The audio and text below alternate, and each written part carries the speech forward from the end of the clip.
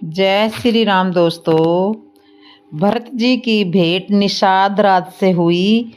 भरत जी चले राम जी से मिलने के लिए। जब वृद्ध और नवयुवक भरत जी के पास पहुंचे और कहने लगे, हमें आप यह बताओ, हम समझ नहीं पा रहे, राम जी से मिलना महत्वपूर्ण है या यहाँ की संपत्ति का ध्यान रखना अधिक महत्वपूर्ण है। भरत जी ने कहा, राम जी से मिलने से पूर्व यहाँ की राम जी की संपत्ति का ध्यान रखना अति महत्वपूर्ण है। संपत्ति सब रघुपत की है। यह सारी संपत्ति राम जी की है। अयोध्या राम जी की है। संपत्ति सब राम जी की है, हमारा कुछ नहीं है। इसलिए हमें राम जी से मिलने के पूर्व राम जी की संपत्ति को सुरक्षित रखना हमारा कर्तव्य है। पहला कर्तव्य हमारा राम जी की संपत्ति को सुरक्षित रखना है। नवयुवक कहने लगे, हम सब तो आपको राम जी से मिलने का उत्साह देखकर वहां जाने के लिए तैयार हुए थे, क्या आप इन सब का त्याग कर सकते हो? भरत जी ने कहा, आवश्यक मैं इन सब का त्याग कर सकता था यदि यह सब वस्तुएं मेरी होती तो। यह सब राम जी का है, हमारा कुछ नहीं है, तो हम इसका त्याग कैसे कर सकते हैं? अयोध्या राम जी की है तो मैं इसका त्याग करने वाला कौन होता हूँ? यह सब राम जी की अमानत है। इस संपदा को किसी तरह की हमारे कारण क्षति ना पहुँचे, यह हमारी जिम्मेवारी है। श्री तुलसीदास जी महाराज इस प्रसंग के माध्यम से यह संदेश केवल अयोध्या वासियों को ही नहीं दे रहे, बल्कि हम सब को यह संदेश दे रहे हैं कि यहाँ जो कुछ भी है सब राम जी का है, परमात्मा का है। इसे व्यवस्थित बनाए रखना हमारा कर्तव्य है। हमारे कारण किसी कोई प्रकार को किसी को भी क्षति ना पहुँचे, इसका ध्यान रखना हमारा कर्तव्य है। सभी ने भरत जी की बात को स्वीकृति दी और अयोध्या की व्यवस्था भरत ने कुछ जुम्मेवार सेवादारों को समझा बुझा कर दी। जो सेवक जिस योग्य था उसे भरत जी ने मर्म धर्म की बातें समझाकर दावित्य सौंपा। भरत जी ने कहा, राज तिलक का सारा सामान साथ लिया जाए। गुरुदेव के हाथों राम जी का तिलक वहीं वन में ही किया जाएगा। भरत जी की आज्ञा का पालन किया। राज तिलक की सारी सामग्री साथ ले ली गई। भरत जी अयोध्या नगरी की जिम्मेवारियां कुछ विश्वसनीय सेवकों के सुपुत्र करके सीताराम जी के चरणों का स्मरण करते हुए दोनों भाइयों ने चित्रकूट की ओर सारे समाज के साथ प्रस्थान किया। सब लोग अपने अपने साधन जचाकर चित्रकूट की ओर सारे समाज के साथ चले। राम जी से मिलने के लिए सब अलग अलग साधनों से चले। कोई रथ पर जा रहा है, कोई हाथी से जा रहा है, कोई पैदल चल रहा है, किंतु सभी का हृदय एक ही था, राम जी से मिलने का। श्री तुलसीदास जी महाराज इस प्रसंग के माध्यम से कहने का आशय यह है कि हम भी अलग अलग साधनों से चल रहे हैं, आ रहे हैं, जा रहे हैं, जीवन नैया हमारी भी चल रही है, किंतु उद्देश्य हमारा भी वही होना चाहिए कि परमात्मा से मिलन हो जाए। साधन हमारे पास जो भी हो, परंतु उद्देश्य केवल परमात्मा से मिलने का हो। श्री राम जी सब सुखों को छोड़कर वन में है, ऐसा जानकर दोनों भाई भरत जी और शत्रुघ्न जी पैदल ही चलने लगे। राम जी के प्रति दोनों भाइयों का इस तरह प्रेम देखकर सभी लोग हाथी घोड़ों और रथों की सवारी त्याग कर उनके साथ साथ पैदल ही चलने लगे। माता कौशल्या भरत जी के पास गई और जाकर कोमलवाणी से बोली, बेटा रथ पर चढ़ जाओ, तुम्हें पैदल देखकर सब लोग तुम्हारे साथ साथ पैदल ही चलने लगे हैं। सबके शरीर अत्यंत दुर्बल हो गए हैं, लोगों से चला नहीं जा रहा है। माता की आज्ञा मानकर दोनों भाई रथ पर सवार होकर चले। रास्ते चलते हुए जब सब लोग सिंहवेरपुर के पास पहुंचे, सिंहवेरपुर का राजा निषाद राज जब उसने देखा भरत अपने लाव लश्कर के साथ जा रहा है, निषाद राज के मन में विचार आता है कि भरत के वन जाने का कारण क्या हो सकता है। आवश्यक भाई के प्रति कोई द्वेष है यदि ऐसी बात है तो मैं अपने जीते जी उसे गंगा पार होने नहीं दूंगा, गंगा पार नहीं होने दूंगा। आवश्यक राम जी से युद्ध करने जा रहा है। यदि ऐसा है तो अपने जीते जी भरत जी को गंगा पार नहीं होने दूंगा। निषाद राज ने अपने साथियों को आदेश दिया, युद्ध करने के लिए सेना को तैयार कर लो। किसी वृंद ने कहा, भाई और भी छींक किसी वृंद ने कहा, बाईं ओर की छींक शुभ सुकून होती है। किसी ने कहा, हाँ आवश्यक इसमें जीत हमारी होगी। वृंद ने कहा, ऐसा क्यों सोचते हो कि युद्ध होगा और जीत हमारी होगी? ऐसा क्यों नहीं सोच रहे कि युद्ध होगा ही नहीं? भरत जी श्री राम जी से मिलने जा रहे हैं। शगुन यही कह रहा है कि विरोध नहीं है। वृंद की बात मानकर निषाद राज अपनी सेना को छुपाकर अकेला ही कंदमूल फल लेकर स्वागत के लिए आया। वह यह भेद भी जानना चाह रहा था कि आखिर भरत का उद्देश्य क्या है। निषाद राज ने आकर जैसे ही दंडवत प्रणाम किया, गुरु वशिष्ठ जी ने निषाद राज का परिचय दिया कि यह भरत राम जी के मित्र है। परिचय दिया कि भरत ये राम जी के मित्र हैं। भरत जी ने जैसे ही सुना कि यह राम जी का मित्र है, रथ से कूद गए और निषाद राज से लिपट कर गले मिलने लगे।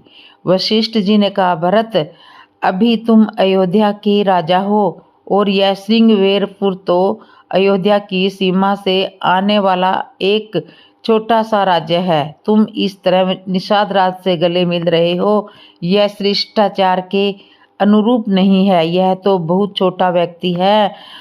भरत जी ने कहा, गुरुदेव आपने मुझसे यह नहीं कहा कि यह छोटा व्यक्ति है, नीच जाति का है या ऊंची जाति का है। आपने मुझसे कहा कि यह राम जी का मित्र है।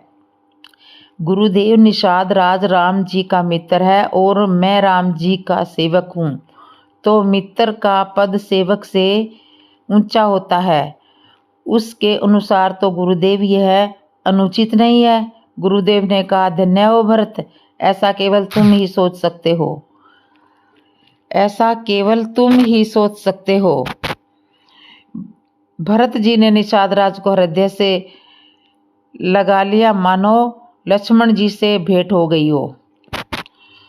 राम जी के मित्र निषाद राज से मिलकर भरत जी ने उनकी सब कुशल क्षेम पूछी। राम जी के प्रति प्रेम देखकर भाई शत्रुघ्न जी निषाद राज से मिले। निषाद राज ने सभी का बहुत आदर सत्कार सम्मान और सेवा की। माताओं ने निषाद राज को लक्ष्मण के समान जानकर आशीर्वाद दिया। भरत जी ने राम घाट पर माँ गंगा को प्रणाम किया।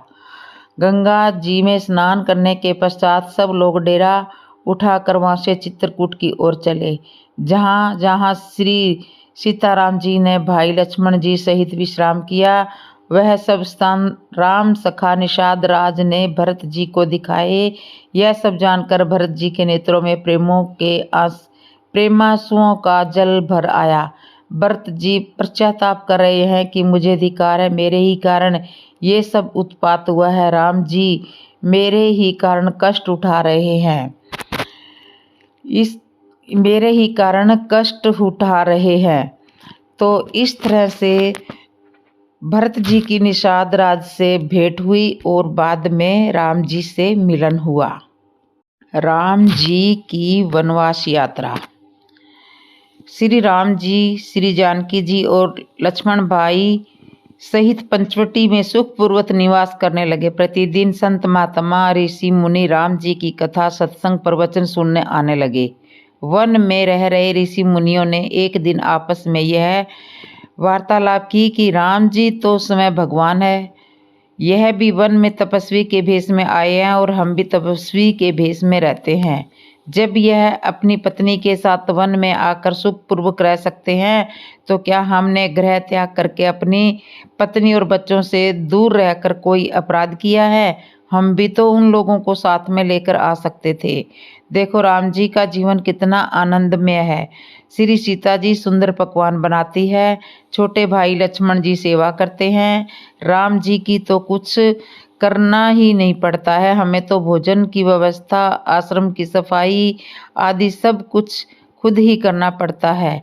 एक महात्मा ने कहा कि हमारा संकट अभी टल सकता है, हम अभी भी ग्रस्त हो सकते हैं, क्योंकि हमने राम जी की महिमा सुनी है कि इनके चरणों में जादू है। यह जिस पत्थर को अपने चरणों से छू लेते हैं वह नारी का रूप बन जाता है, वह नारी का रूप धारण कर लेता है। सभी सन्यासी आपस में वार्तालाप करने लगे, हम भी इसी वन में सुंदर सुंदर पत्थरों की शिला लेकर आ जाएं और उनको नारी का आकार देकर राम जी के चरणों में रख दें।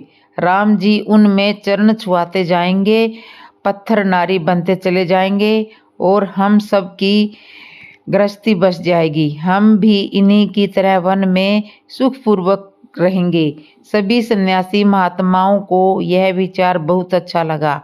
उन्होंने सत्संग में आना छोड़ दिया और जंगल से सुंदर पत्थर की शिला ले आए और सब अपनी अपनी कुटिया में रुचि के अनुसार उन शिलाओं में नारी का रूप बनाने लगे। इधर जब राम जी को ज्ञात हुआ कि संत महात्मा सत्संग में आते क्यों नहीं है, तब किसी ने बताया कि वह सब पत्थरों की नारी बनाने में लगे हुए हैं। उनका उद्देश्य है कि राम जी की भांति हम भी वन में गृहस्थ जीवन जिएंगे। इन पत्थरों से बनाई हुई नारी की आकृति को राम जी के चरणों से छुआ देंगे, पत्थर नारी बन जाएगा और हमारी गृहस्थी बस जाएगी।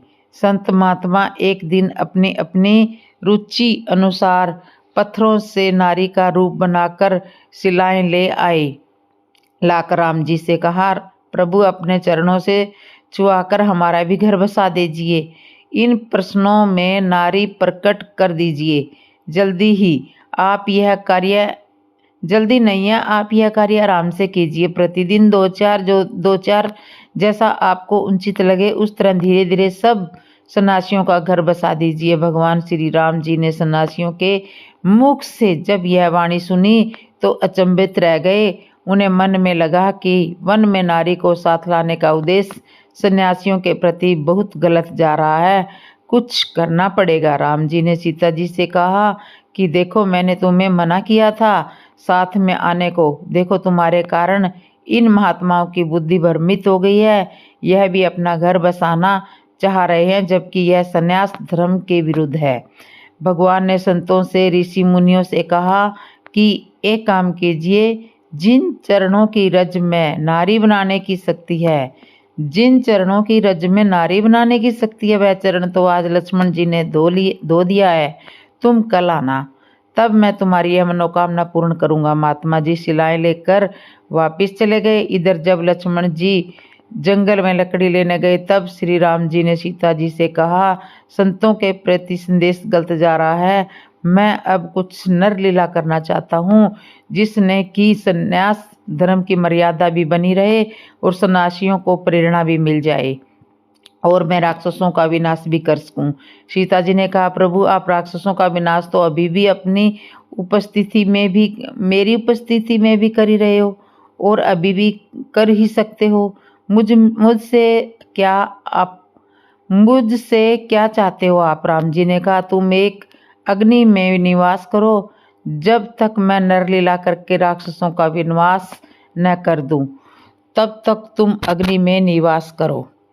श्री सीता जी ने राम जी की बात को स्वीकार कर लिया और मुनि और अग्नि में समा गई। श्री सीता जी ने राम जी की आज्ञा से अपना वैसा ही रूप और शील स्वभाव छाया के रूप में रख दिया। भगवान ने जब यह वार्तालाप श्री जानकी जी से किया तब लक्ष्मण जी वन में लकड़ियां लेने गए थे, इसलिए इस भेद को लक्ष्मण जी भी नहीं जान पाए।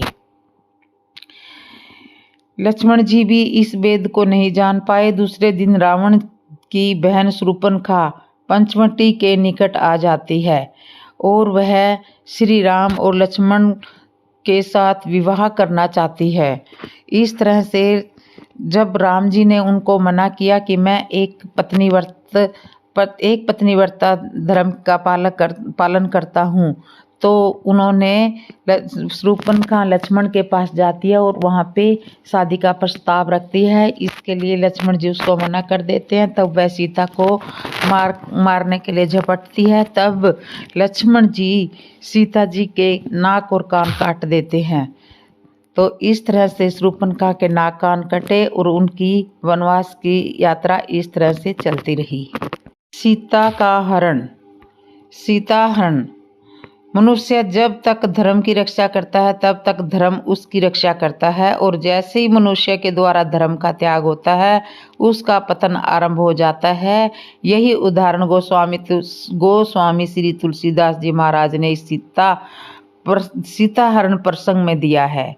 भगवान श्री राम जी ने सीता जी को अग्नि में समा जाने की आज्ञा दे दी और सीता जी ने अग्नि में प्रवेश कर लिया था। पंचवटी में माता सीता की परछाई थी और इस परछाई ने प्राणी मात्र को यह लीला के माध्यम से बताया है कि किस तरह हमारे जीवन से धर्म के चले जाने के बाद हमारा पतन होता है। राक्षस मारीच मर्यादा श्रवण मृग बनकर रावण के साथ पंचवटी के निकट आया। माता सीता ने देखा कि कितना सुंदर मृग है। माता सीता ने प्रभु श्री राम जी से कहा, यह मृग बहुत सुंदर है, आप इसे मार कर ला के दो या जीवित ला कर दो, मुझे इसे ला कर दो। माता सीता प्रभु श्री राम से उस मृग को मार कर लाने का आग्रह करती है, जिसके चर्म का वह पूजा पाठ के लिए सुंदर आसन बनाना चाहती थी। दूसरों का भला करने के समान कोई धर्म नहीं है और दूसरों को पीड़ा पहुंचाने के समान कोई अधर्म नहीं है। माता सीता तो साक्षात जगदम्बा है, इस तरह की भूल कभी नहीं कर सकती। किंतु गोस्वामी श्री तुलसीदास जी महाराज इस प्रसंग के माध्यम से हमें यह बताना चाहते हैं कि जीवन में धर्म का त्याग करने पर किस तरह विपत्ति आती है। माता सीता के साथ भी ऐसे ही हुआ। मृग को मार ले आओ, ऐसा विचार मन में आया। यह नहीं समझा कि उसके प्राण चले जाएंगे, इससे कितनी पीड़ा होगी। जीवन तो सभी को प्यारा होता है, चाहे मनुष्य हो या पशु। बस यह विचार सीता जी के मन में आया। जीवन से धर्म चला गया, और जब धर्म चला गया तो भगवान भी चले जाते हैं। राम जी ने सीता जी के उस आग्रह को स्वीकार कर लिया कि जब तुम्हारा मन इस सुनहरे चरम के प्रति आसक्त हुआ है तो अब मैं तुम्हें वहां पहुंचा देता हूं जहां सब कुछ सोने का है। जबकि माता सती अनसुईया ने सीता जी को शिक्षा दी थी कि पति के चरणों में अनुराग होने से बढ़कर नारी के लिए कोई धर्म नहीं है। सीता जी की आसक्ति उस सुंदर मृग के प्रति हो गई। भगवान के चरणों का स्मरण ही नहीं रहा कि भगवान नंगे पैर इस मृग के पीछे जाएंगे तो इनके कोमल चरणों को कितनी क्षति पहुंचेगी। राम जी की माया ने श्री सीता जी से यह सब बिसरा दिया। राम जी की माया ने श्री सीता जी से सब बिसरा दिया। राम जी सीता जी की इस इच्छा को पूरी करने के लिए मृग के पीछे चले। भगवान बड़े दयालु हैं। जब इंसान के जीवन से धर्म चला जाता है तो भगवान भी चले जाते हैं। मनुष्य का पतन और अधिक ना हो, इसलिए यह दाविते भगवान संतों को देकर जाते हैं कि अब तुम इनका ख्याल रखना। यदि व्यक्ति संतों की बातों का भी अनुसरण करे तो कुछ हद तक अपना पतन होने से बचा लेता है। सीता हरण प्रसंग में यही उदाहरण लक्ष्मण जी के रूप में है। भगवान लक्ष्मण जी को यह आदेश देकर गए कि तुम सीता जी की रक्षा करना, वन में राक्षस घूमते रहते हैं। लक्ष्मण जी संत है, किंतु जब धर्म चला गया तो भगवान चले गए। सीता जी ने लक्ष्मण जी जैसे संत की बात को भी नहीं माना। प्रभु को देखकर वह मृग भागा। प्रभु बिलोकी चला मृग भाजी। छुपता हुआ प्रकट होता हुआ वह मृग प्रभु को दूर तक ले गया। जब भगवान ने निशाना साधकर उसे बाण मारा, मारीच ने मरते समय क्रुण स्वर में लक्ष्मण जी का नाम लिया। फिर मन में श्री राम जी का स्मरण किया। मरते समय मारीच ने अपना राक्षसी शरीर प्रकट किया। भगवान ने मारीच के अंदर प्रेम को पहचान कर उसे अपना परम धाम दिया। माता सीता ने मारीच की वह करुण पुकार सुनी तो भयभीत हो गई। लक्ष्मण जी ने कहा तुम्हारे भाई संकट में लक्ष्मण जी से कहा सीता ने तुम्हारे भाई संकट में है, तुम शीघ्र जाओ। लक्ष्मण जी ने कहा माता, जिनके संकल्प मात्र से सृष्टि का प्रलय हो सकता है उसे ऐसे प्रभु पर संकट नहीं आ सकता, आप चिंता मत करो। सीता जी ने ऐसे संत की बात का अनादर किया, उन्हें कुछ अनुचित शब्द कहकर दुखी किया, उन्हें जाना पड़ा। लक्ष्मण जी श्री सीता जी को दिशाओं के देवताओं को सौंपकर चले गए। संत भी जीवन से चला गया। लक्ष्मण जी ने माता सीता से कहा माता, इस रेखा से बाहर मत जाना। किंतु माता जानकी के समक्ष मान सम्मान का, कुल की मर्यादा का प्रश्न चिन्ह खड़ा हो गया। संत कहते हैं कि हमारा मान, हमारा अहंकार ही हमारे पतन का कारण बनता है। मनुष्य परमात्मा से बढ़कर जब अपने मान को महत्व देता है, संत की बातों का अनादर करता है, तब उसे जीवन में कठिनाइयाँ आती है। रावण ने श्री सीता जी को अकेला देखा, साधु के भेष में आया। माता सीता ने साधु बने रावण से यह कहा कि दीक्षा इस लक्ष्मण रेखा के भीतर से ही ले लीजिए। रावण ने कुटिया में लक्ष्मण रेखा से आगे बढ़ने का साहस नहीं किया। रावण ने माता सीता को एक साधु के अपमान का श्राप देने का भय दिखाया। श्री सीता जी ने विचार किया, रघुकुल की यह रीत रही है कि कोई भी याचक द्वार से खाली नहीं जाना चाहिए। यदि यह साधु बिना भिक्षा के द्वार से जाता है तो रघुकुल की मर्यादा कलंकित हो जाएगी। इसलिए संत रूपी लक्ष्मण जी के उपदेश को भी माता सीता ने नहीं माना और वही हुआ। माता सीता लक्ष्मण रेखा से बाहर आई और रावण ने श्री जानकी जी का हरण कर लिया। रावण सीता जी का हरण कर रहा था। सीता जी चीख पुकार कर रही थी। गुफा कंदराओं में से देवता ऋषि मुनि सब छुप छुप करके देख रहे थे। किसी ने भी सीता जी को बचाने का प्रयास नहीं किया था। जबकि रावण ने माता सीता को दिशाओं के देवताओं के और ऋषि मुनियों के सुपुर्द करके गए थे, किंतु रावण का भय था कि देवता उसके भय के कारण न ठीक से खा पाते थे और न ही सो पाते थे। रावण सीता जी का हरण करने लगा। रावण ने अपना असली स्वरूप प्रकट किया। श्री सीता जी भयभीत होकर विलाप करने लगी। अरे दुष्ट, खड़ा रह, मेरे प्रभु आ ही रहे हैं। तेरी कामना तेरी ही है, जैसे सिंह की स्त्री को खरगोश पाना चाहता है। यह संभव नहीं है। मेरी चाह रखने वाले राक्षस, तू काल के वशीभूत हो गया है। इस तरह से सीता माता रावण को चीख चीख करके बोल रही है और इस तरह से रावण ने सीता का हरण कर लिया। तो ये थी सीता हरण की कहानी। अहिल्या का उद्धार। वाल्मीकि रामायण और रामचरित्र में अंतर। तो सुनिए मित्रों, वाल्मीकि रामायण में और श्री रामचरितमानस में अहिल्या उद्धार की कथा में बहुत सारे अंतर देखने को मिलते हैं, जिसका वर्णन मैं कथा के अंत में बताऊंगी।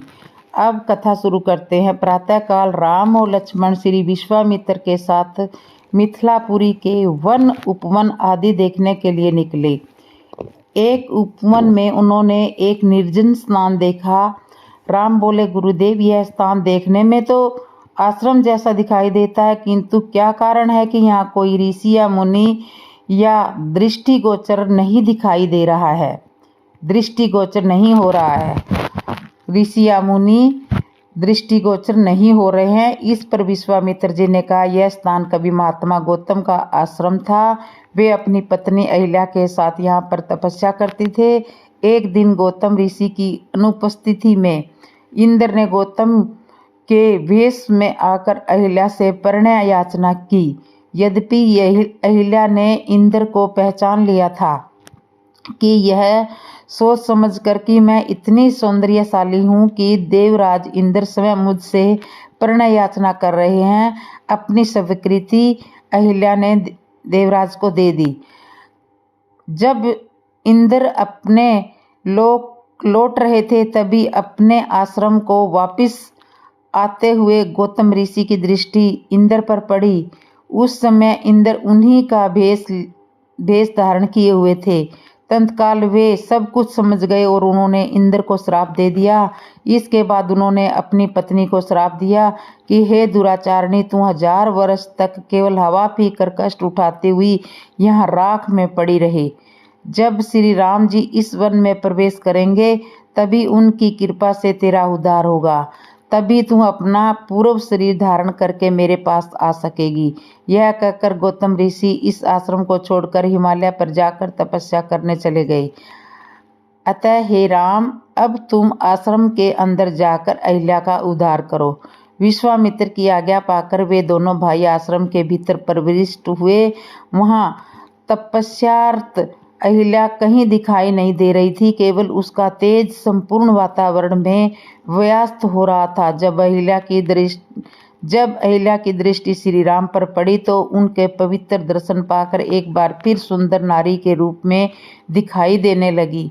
मित्रों, वाल्मीकि रामायण के अनुसार अहिल्या श्री राम जी की कृपा से नारी रूप में प्रकट हुई और श्री रामचरितमानस के अनुसार अहिल्या ने श्री रामचंद्र जी की इस प्रकार स्तुति की। भक्तों को सुख देने वाले श्री रघुनाथ जी को देखकर वह हाथ जोड़कर उनके सामने खड़ी रह गई। अत्यंत प्रेम के कारण वह अधीर हो गई। उसका शरीर पुलकित हो उठा, मुख से वचन कहने में नहीं आते थे। वह अत्यंत बड़भागिनी अहिल्या प्रभु के चरणों में लिपट गई और उनके नेत्रों से जल, प्रेम और संवाद के आंसुओं की धारा बहने लगी। फिर उसने मन में धीरज धरकर प्रभु को पहचाना और श्री रघुनाथ जी की कृपा से भक्ति प्राप्त की। तब अत्यंत निर्मल वाणी से उसने इस प्रकार स्तुति आरंभ की कि हे ज्ञान से जानने वाले योग्य श्री रघुनाथ जी, आपकी जय हो। मैं सहज ही अपवित्र स्त्री हूँ और हे प्रभु, आप जगत को पवित्र करने वाले, भक्तों को सुख देने वाले और रावण के शत्रु हैं। हे कमल नयन, हे संसार जन्म मृत्यु के भय से छुड़ाने वाले, मैं आपकी शरण में आई हूँ, मेरी रक्षा कीजिए, रक्षा कीजिए। मुनि ने जो मुझे श्राप दिया सो बहुत ही अच्छा किया। मैं उसे अत्यंत अनुग्रह करके मानती हूँ कि जिसके कारण मैंने संसार से छुड़ाने वाले श्री हरि आपको नेत्र भर कर देखा। आपके दर्शन को शंकर जी सबसे बड़ा लाभ समझते हैं। हे प्रभु, मैं बुद्धि की बड़ी भोली हूँ। मेरी एक विनती है, हे नाथ, मैं और कोई वर नहीं मांगती, केवल यही चाहती हूँ कि मेरा मन रूपी भौरा आपके चरण कमल की रज के प्रेम रूपी रस का सदा पान करता रहे। जिन चरणों में परम पवित्र देव नदी गंगा जी प्रकट हुई, उन्हें शिवजी ने अपने सिर पर धारण किया और जिन चरण कमलों को ब्रह्मा जी पूजते हैं, कृपालु हरि आप उन्हीं को मेरे सिर पर रखा। इस प्रकार स्तुति करती हुई बार बार भगवान के चरणों में गिरकर जो मन को बहुत ही अच्छा लगा, उस वर को पाकर गौतम की स्त्री अहिल्या आनंद से भरी हुई पतिलोक को चली गई। श्री राम लक्ष्मण मुनि राज के साथ पुण्य मिथिलापुरी को लौट आए। प्रभु की श्री रामचंद्र जी ऐसे दीन और बिना ही कारण दया करने वाले हैं। तो इस तरह से अहिल्या जी का उद्धार किया राम जी ने। तो ये थी वाल्मीकि के उद्धार की कहानी। तुलसीदास जी कहते हैं कि तू कपट जंजाल छोड़कर उन्हीं का भजन कर। मित्रों, वाल्मीकि रामायण और तुलसीदास जी रामचरितमानस में अहिल्या की कथा में बहुत सारे अंतर है। जहां आदि कवि श्री वाल्मीकि ने अहिल्या को श्रापवश राख में पड़ी रहना बताया है, वहीं तुलसीदास जी ने अहिल्या का श्राप देने के बाद शिला बन जाना लिखा है। मित्रों, कुछ लोगों को और भी संदेह हो सकते हैं, इसलिए मैं निम्न उदाहरण भी देना चाहूँगी। आदि कवि वाल्मीकि रचित रामायण के अनुसार अहिल्या ने इंद्र को पहचानने के बाद ही अपनी स्वीकृति दी थी। तो एक दिन जब महर्षि गौतम आश्रम में नहीं थे, तब उपयुक्त अवसर पा जानकर सचिपति इंद्र मुनि वेश धारण कर वहां पर आए और अहिल्या से बोले, ऋतु काल प्रतीक्षे नथिनी सुषमाते। ऋतु की कामना रखने वाले पार्थिव पुरुष ऋतु काल की प्रतीक्षा नहीं करते। हे सुंदर कटी प्रदेश वाली सुंदरी, मैं तुम्हारे साथ समागम करना चाहता हूँ।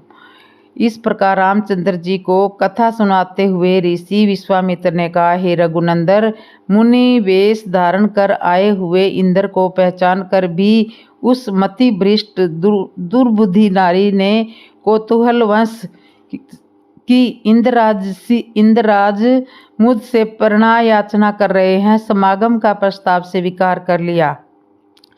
तो श्री तुलसीदास जी के रामचरितमानस के अनुसार अहिल्या का उद्धार श्री रामचंद्र जी की चरण धूलि प्राप्त करने से हुई। तो देखिए, आश्रम एक दिखमग माही मार्ग में एक आश्रम दिखाई पड़ा जहां पशु पक्षी कोई भी जीव नहीं था। पत्थर की एक शिला को देखकर प्रभु ने पूछा। तब मुनि ने विस्तार पूर्वक यह कथा सुनाई। तो ये था अहिल्या के उद्धार की कथा। दोस्तों, आपको ये मेरी कथा कैसे लगी? अच्छी लगी हो तो कमेंट में ज़रूर बताना, और जिसने मेरे चैनल को सब्सक्राइब नहीं किया, सब्सक्राइब करना, लाइक करना, कमेंट करना और बेल आइकन बटन तो ज़रूर दबा लेना। बोलो जय श्री राम।